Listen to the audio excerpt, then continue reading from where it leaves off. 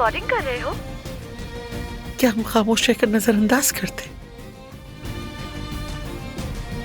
मैं ये वीडियो सबको भेजूंगी और तुम सबको जलील करूंगी, देखना तुम लोग।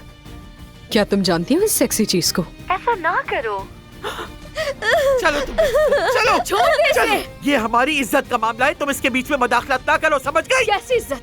अब तुम बताओगी मुझे क्या करना है? दादी जान, अगर फिर किसी ने भी सुहा की इज्जत के बारे में बात की या किसी ने उसे छुआ या किसी ने उसे परेशान किया तो उसका सामना मुझसे होगा। क्या अब आप समझे अब्बास कि ये सब मेरे लिए कितना दर्दनाक रहा होगा? मैं अपनी बेटी को अब मजीद नहीं देखना चाहता, उसे यहाँ से कहीं दूर ले जाओ। तुम यहाँ महफूज फिक्र की बात नहीं है। असमत साहिबा, हम अब्बास साहब के हुक्म पर सुहा साहिबा को लेने आए हैं। अदनान के कमरे में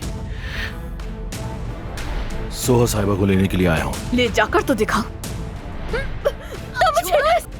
बीच पे मत आए वरना अच्छा नहीं होगा।